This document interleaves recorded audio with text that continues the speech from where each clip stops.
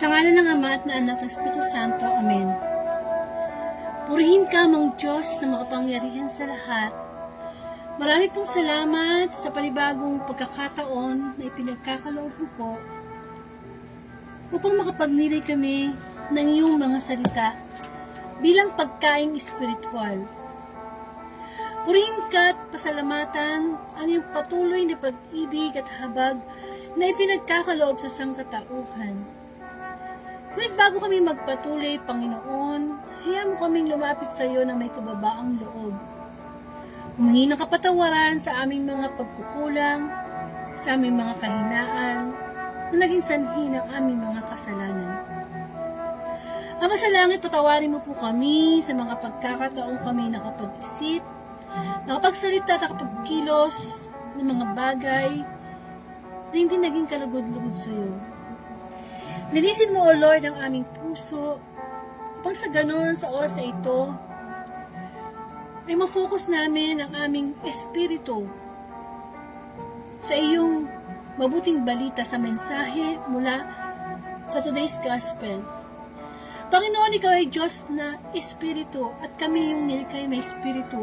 Naman sa oras na ito, ang espiritu namin magkaroon ng pagkakatagpo.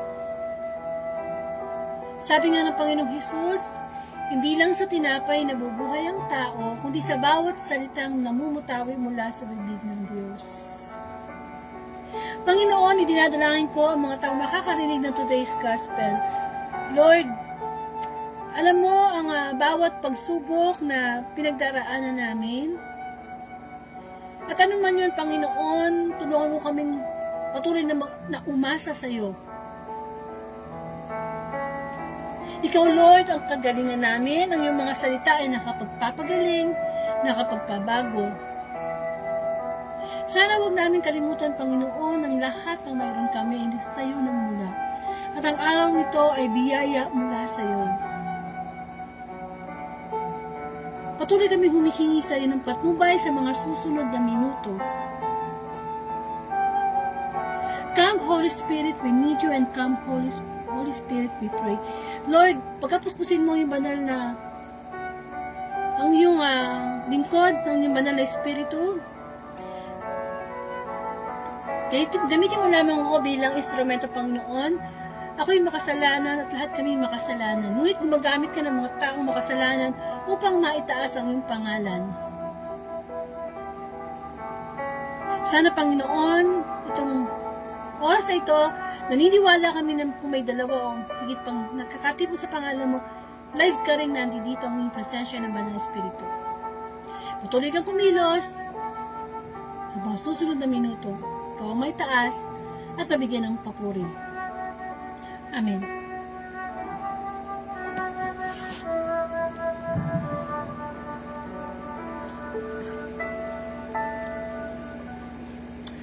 Bigyan po natin ng parangal ang mabuting balita. Hallelujah, hallelujah, hallelujah. Purihin ka, Mang Diyos na makapangyarihan sa lahat.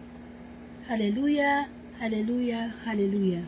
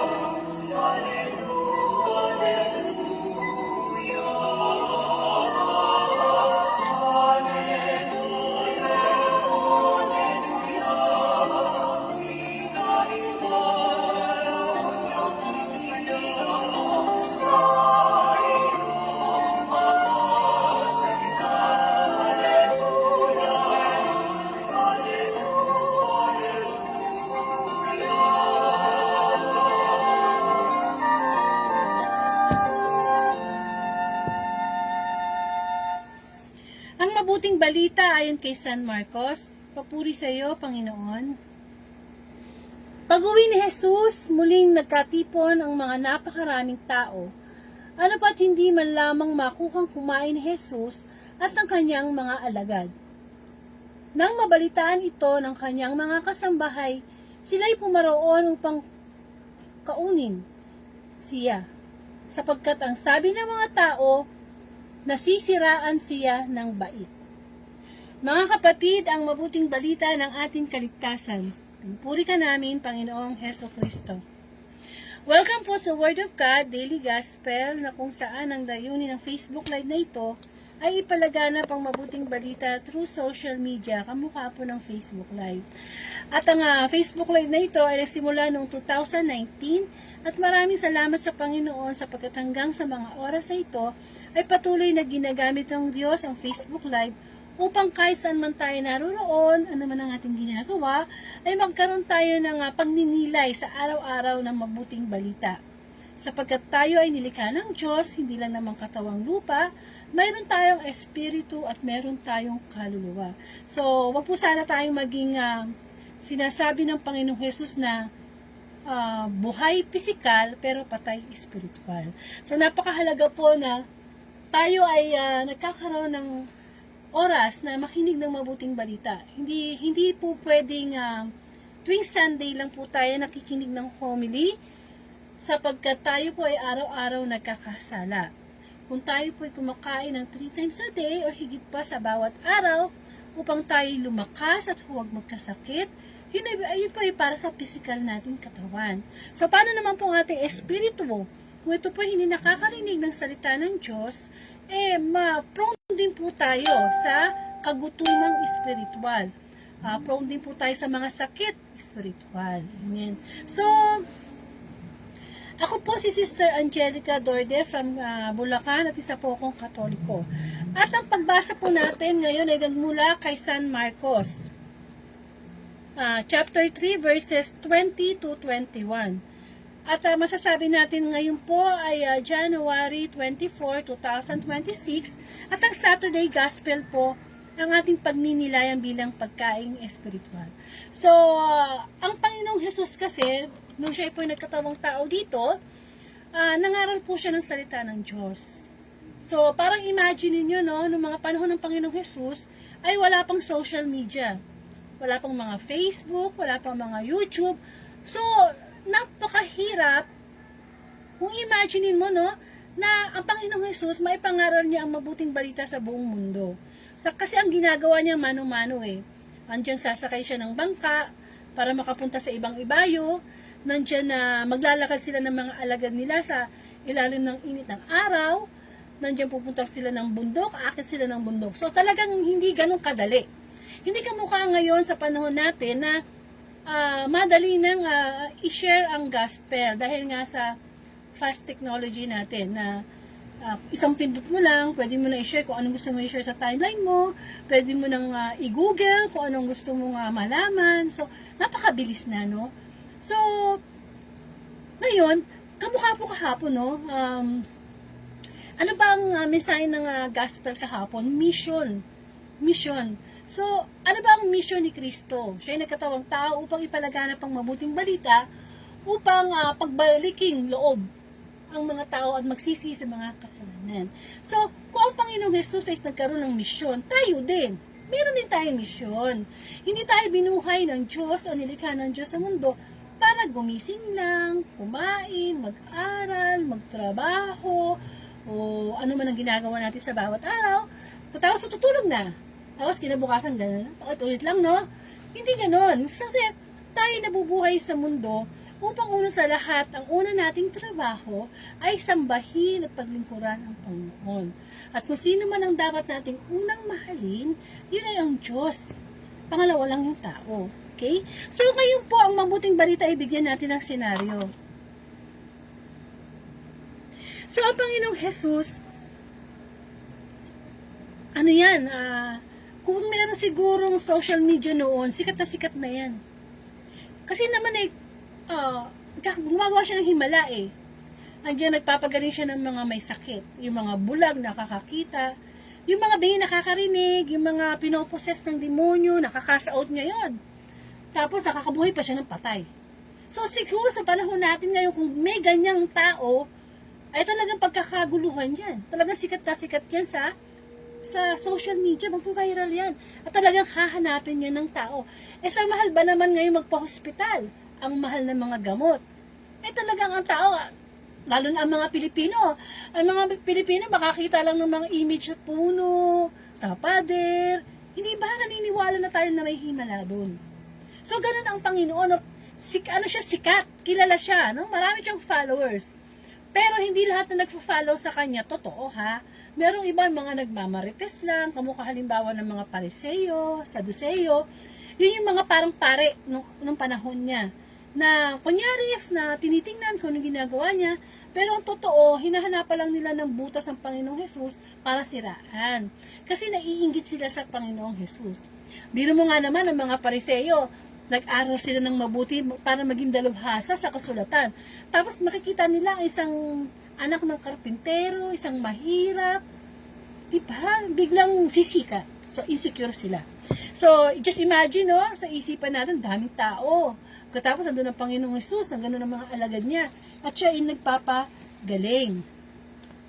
Ngayon, sa sobrang busy ni Kristo, hindi sila kakalimutan na niyang kumain. Kasi busy siya sa gawain niya eh. Busy siya sa mission niya. Kaya ngayon, nang malaman nito ng kanyang mga kasambahay, pupunta sila doon sa kinaroroonan ni Kristo para kunin siya. Sapagkat sabi ng mga tao, no? Di ba sabi ko nga sa inyo, hindi lahat ng followers ni Kristo o nakakakita kay Kristo bumibilib. Alam mo naman ng mga tao, di ba? Kahit gumawa ka ng mabuti, meron yung masasabing hindi maganda.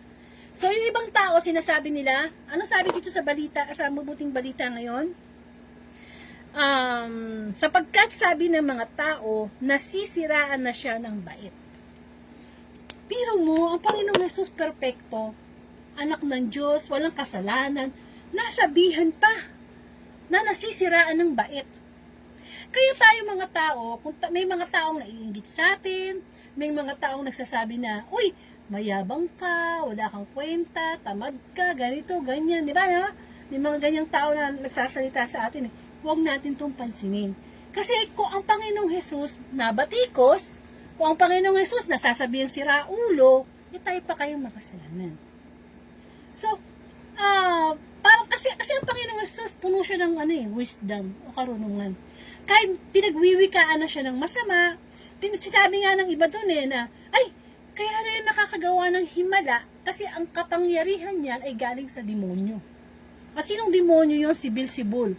Si Beelzebul ay prinsipe ng mga demonyo. Ikaw ba naman nung gumawa ka na ng mabuti, sabihan ka pa, kaya mo lang nagagawa yan kasi galing sa demonyo yung kapangyarihan mo.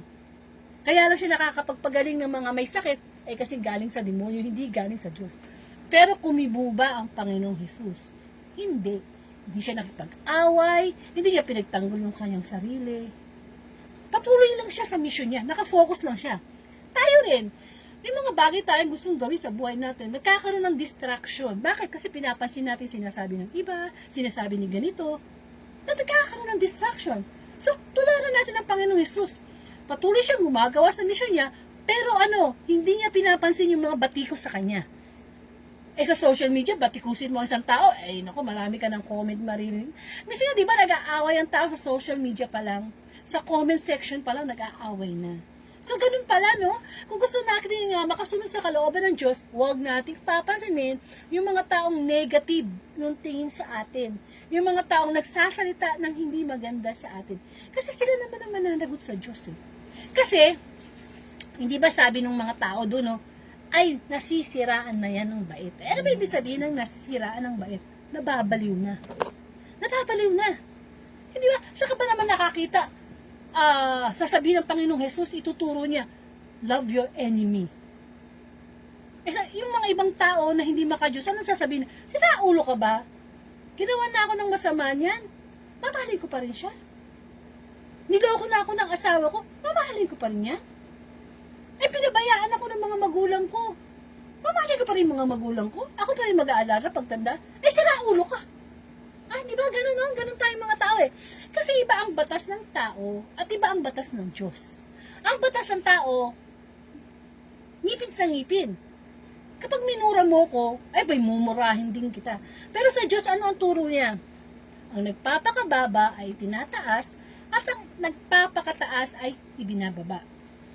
So ngayon, ano po bang caption natin ngayon sa mabuting balita? Baliw ka ba? Tayo, no? Kung ang Panginoong Jesus na perpekto, nasabihan ng si Raulo, nababaliw, tayo ding mga tao, mga baliw din tayo.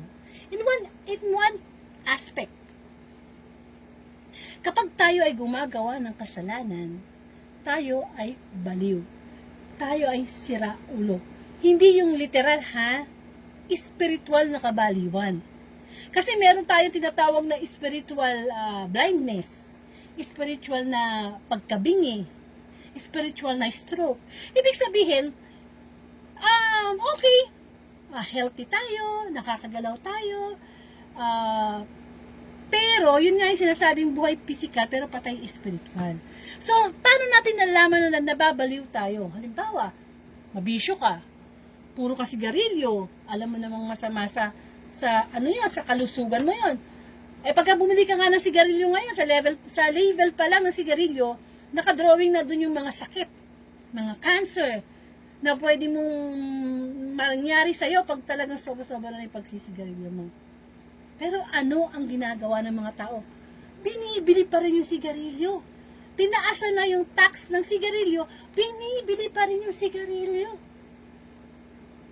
So, ano tawag doon sa taong yun? Baliw. Sira ulo. Yung bang alam mo na yung tama, pero ginagawa mo pa yung mali o yung masama. Kapag tayo, alam na natin yung mali, pero ginagawa pa rin natin, sira ulo tayo. Hindi ba? Paano mo masasabing baliw ang isang tao? Okay, literally, physically, pagka nakakita ka na isang babaeng sisigaw-sigaw sa daan, nakahubad, tatawa-tawa, ang gulo-gulo ng buhok, ay baliw yan. Sabihin natin, baliw kasi, sino ba namang matinong babae o tao na maghuhubad sa daan, sa kalsada at nagsisigaw, nagtatatawa? Yun, baliw yun.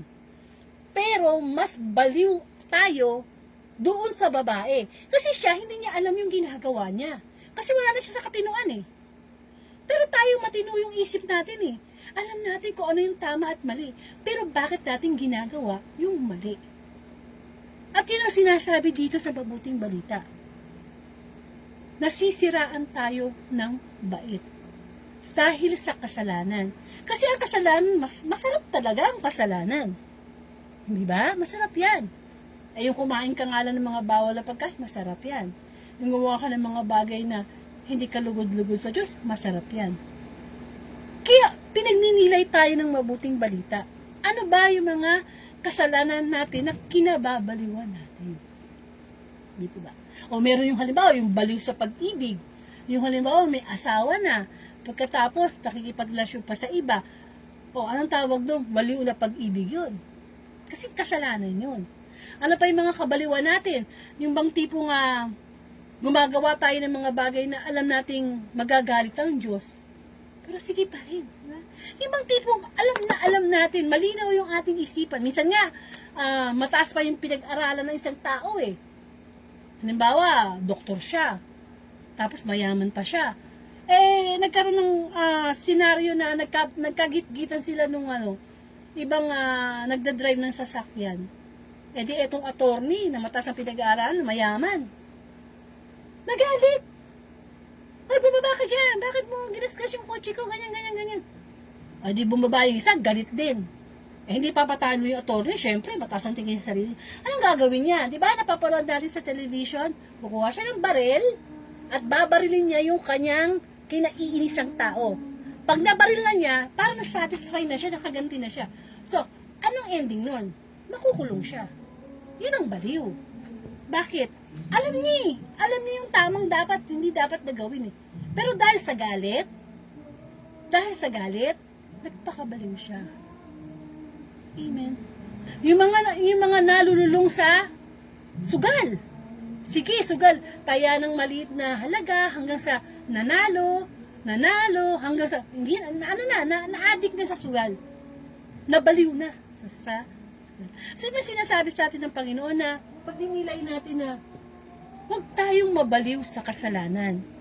Kasi kapag tayo ay nabaliw sa kasalanan, aalipinin tayo ng kasalanan. Kapag tayo ay nabaliw sa kasalanan, yung kasalanan na ang magiging master natin. Di ba? Hindi natin napapansin sa katawan natin. O sige, gawin mo yan, gawin mo yan. Hindi ka makatanggi. Kasi alipin na tayo ng kasalanan. Alipin na tayo. At hanggang sa nawawala na tayo sa ating sarili. Na hindi natin alam, ay, lunod na pala tayo sa ating mga kasalanan. So nawa, pag nilayan natin, ano ba yung mga kasalanang kinababaliwan ko na hindi ko maiwanan kahit alam kong ayaw yun ng Diyos. So magkaroon po tayo ng closing prayer. Ama naming makapangyarihan sa lahat, muli maraming pong salamat sa pagbibigay mo po sa amin ng pagkakataon upang pagnilaya ng mga kasalanang patuloy namin kinababaliwan. Panginoon, tulungan mo po kami sa mga bagay na naliligaw ang aming isipan, na sinusunod namin ang aming kalooban. Nawa, Panginoon, ikaw ang aming sundan. Nawa, ang pinakita mong character sa mabuting balita na kababaang loob, na pagtahimik at hindi pagganti sa mga ipinupukol na masasamang salita sa iyo, ay gayahin din namin. Hindi ibig sabihin, Panginoon, na kami tumahimik, kami talo. Ang pagtahimik namin ay isang karunungan mula sa iyo, O Diyos. Dalangin ko, Panginoon, na lahat ng kabaliwan namin ay tulungan mo kaming mapunta sa katinuan sa pamamagitan ng pakikinig at pagsunod sa iyong mga utos, O Lord. Ama namin, sumasalangit ka, sambahin ang ngalan mo, mapasa amin ang kaharian mo, sundin ang loob mo dito sa lupa para nasa langit. Bigyan mo kami ng aming kakanin sa araw-araw at patawarin mo kami sa aming mga sala para ng pagpapatawad namin sa nakakasala sa amin. Huwag mo po kami pahintukso-tukso at tiyan mo kami sa lahat ng masama. Sa mga Ama at Anak at sa So marami pong salamat. Muli ang pinakinggan natin ay ang tinig ng Diyos. Nawa pa pagnilayan natin bago tayo matulog. Lord, ano ba yung mga nakababaliwan ko? Ikaw yung aking hospital na magbibigay sa akin ng kagalingan. At kung ipagkakaloob ni Lord ng January 25, 2026, Sunday Gospel, muli sama-sama po tayong magnilay sa mabuting balita. Kung di po man kayo makapakinig live, pwede nyo naman po itong panoorin ng replay. Ang mahalaga, nakikinig tayo ng mabuting balita. Kasi kahit alam na natin, ang tama, puro mali pa rin at kasalanan ang ginagawa natin. Ang salita ng Diyos ay kayamanan. Ang salita ng Diyos ay kagalingan. Maraming pong salamat, and to God be the glory.